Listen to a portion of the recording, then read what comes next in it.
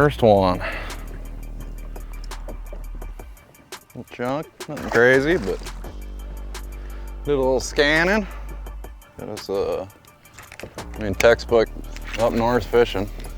Grass edge with rock butted up to it right on the outside edge. Hopefully he's not alone. We can definitely see it. We got some bluegill beds in here. It's a little strip of rock. I'm gonna turn around and come back down it further. I think it'll be a little prettier. And a nice depth change too. You got a good 3-foot drop right there with rock right on the lip, a little bit of grass. You got rocks, so you got crawdads. You're gonna have bluegills there too, and then you got hard bottom plus heavy cover that they can sit in. They can sit right in the grass, look out over the rocks and ambush anything that comes down that edge. And just a perfect feeding place for them. They got everything they need. Hard bottom, cover, food. And anywhere on these northern lakes, grass meets rock. You can see it here on the 360.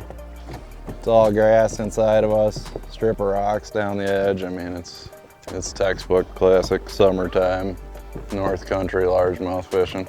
It's a little bit dirtier lake, so grass isn't crazy deep, regardless of the water color or depth. I mean, anywhere rock touches grass is a magnet for bluegills and bass. We're on an unfamiliar lake to me, but anytime in the summer, I mean, it's as far along as the fish are gonna get. Nothing's really gonna push them out any further than they already are. So I'm really looking for, I'm gonna stay in that main lake basin for the majority. I'm not gonna go back in those little bays where they all spawned and, you know, spent the spring and early summer. I feel like the majority of the bass and the majority of the big fish have pushed into your main, what I would call the main lake. I'm gonna focus on the main body of water and on the outside edge of things. I mean, they're gonna do one or two things in the summer. I think most of them are gonna be on the main lake regardless. Some of them are gonna get as in the thickest cover they can find. I mean, on this lake, there's a lot of reeds and cattails and slop. So you're gonna have a population of fish that lives in that, in boat docks or shallow wood, but heavy cover, someplace with a lot of shade. So, I mean, this is the warmest water temp all year. Or they're gonna come out to the outside edge along the basin. And that's kind of what I'm looking for more so than fishing shallow. It seems like tournament-wise on most of the lakes, it's gonna get one, I shouldn't say that, it could get one shallow too, but heavy cover shade or outside edge of stuff. And really I mean, if you got grass in a lake and hard bottom, where those areas intersect, that's just classic textbook stuff I'm really looking for. And you know, the points that stick way out into the lake. I mean, the closer to the middle of the lake, the better, you know, humps out in the middle of the lake, stuff like that. Anything that runs out close to deep water, even though the fish might only be in, you know, 7, 8 foot deep. That could be deep for some lakes. This one's fairly stained, so I wouldn't see fish getting much more than maybe 12 feet on this lake. But either way, a lot deeper than they've been the rest of the year, and will be. You'll see those fish start to push back in shallow in the fall, around turnover. That's when the super shallow stuff gets really good. But this time of year, it's hard bottom, maybe just hard bottom. I mean, there's some clean places they get on, or hard bottom with weeds in the main basin. That's where I'm gonna concentrate all my effort looking for summertime bass in the North Country. These lakes aren't current. These are all natural lakes, no current. So, I mean, either depth or heavy cover is gonna be their only escape from the heat. There's one right there. Wrangled up. But classic spot right there. This you can kind of see where them reeds come out. Not a real big one, but nice chunk on that 4-aught VMC hybrid wide gap. But you can see here around Main Lake Basin, you got a big point coming out, shallow all the way up here to these reeds. I mean, this extends a lot of the deeper, you know, we're only in 6 foot of water, but down on that bank right there, 6 foot might only be 50, 100 yards off the bank. We're, you know, a couple 100 yards away from shore and something that runs all the way almost out into the main lake. And just a real high percentage place for summertime bass.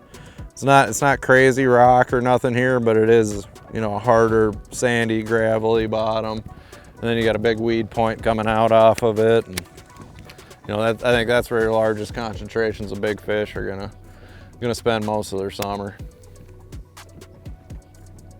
Fish get grouped into real small areas. You can't just run and make 3 casts on a point and like you can smallmouth fishing. My favorite 2 baits for hunting for fish is really either, depending on what the grass is doing, a jig maybe, but in my eyes, I'm really gonna fish a jig more in a tournament scenario where I've already found them, just because it's not as efficient in the grass. You're really fighting it a lot of the time, picking weeds off. So really my #1 search bait, and you know, a lot of people think of search baits, you're thinking crankbaits, chatterbaits, spinner baits, something you can cover a ton of water with. For me, it's a fairly heavy Texas rig. When I'm fishing grass, summertime grass, them fish are down on the bottom for the most part. You can catch some fish winding around it, but my best setup is a heavier Texas rig, somewhere in the 1/2 ounce to 3/4 ounce range when I'm hunting, looking for fish.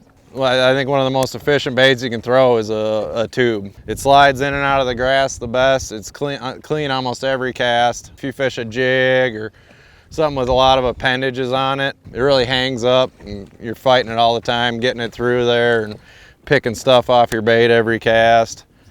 And with flipping a tube, I can just it's so much cleaner, so much more efficient. And this is really my #1 confidence technique for hunting down fish in grass. Natural lakes up north, 1/2 ounce Texas rig.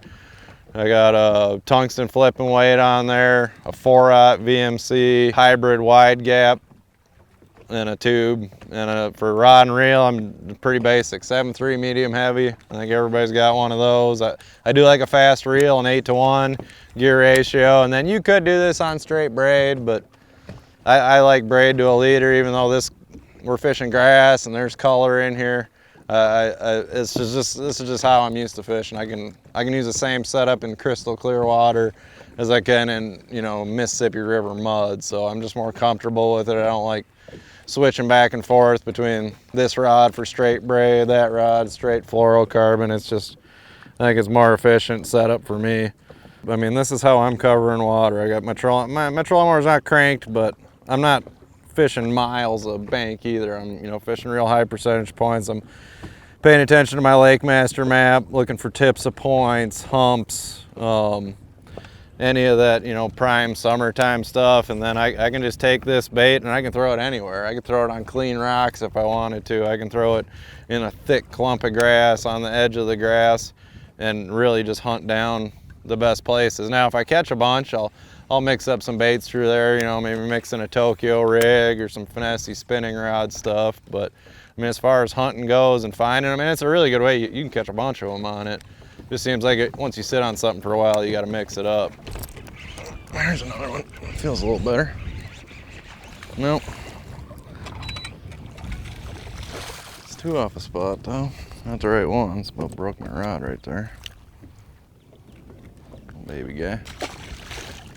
There are mean critters in here. I'll give them that.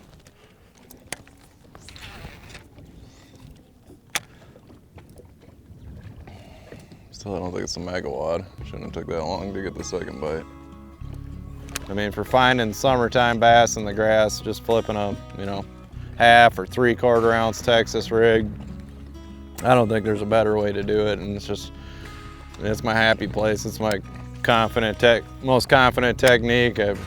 I know when I got a bite. I know my landing percentage is really, really good. And like I said, if I was going to come back and fish a tournament here, I'd definitely mix in a jig quite a bit more, because I do believe you get a bigger bite on a jig, but I get a bunch of bites. I can find them on the tube, and I'm just so clean in and out every time. That jig, I mean, when you're flipping moderately heavy grass, you're usually picking off a piece of grass every single flip. So I don't have to do that with the Texas rig, and I think it's just the best way to cover water, you know. Even though I'm not making long casts, but at the same time, in a place like this, you get in these grass places, if I threw a chatterbait as far as I could up there and one bites it halfway to the boat, I have not a clue where that fish came from. I'm staying close to the edge, using my electronics, my 360, and my live, and following the edge of the grass. And when I get a bite, I mean, it's 20 feet from the boat. I hit a dot, I know I can come back to that dot, and the school's right there, you know. If you make a 40-yard cast up there and turn the handle 4 times and one eats it, there's not a clue where that bite actually came from. And I mean, summertime, natural lakes, usually when you find a wad of them, it's really a spot on the spot. It's one specific clump of grass or right where some hard bottom butts up to some grass. It's not gonna be a 200-yard stretch of fish. It's gonna be, you know, you're gonna have this whole giant point right here, and there's gonna be a 10-foot to 30-yard stretch really where all the fish are gonna be. And when you're making real long casts like that, I think it's hard to duplicate it, you know what I mean? You're going down, the boat's facing this way or that way, and you get a bite and you hit spot lock, and then you're like, it's hard to tell exactly where you were. I know if I get a bite 20 feet off the side of the boat that, oh, one hand there. If I get a bite 20 feet off the side of the boat and I hit spot lock or a waypoint or whatever, I mean, I'm right on it. I'm gonna find it again in the next cast or two.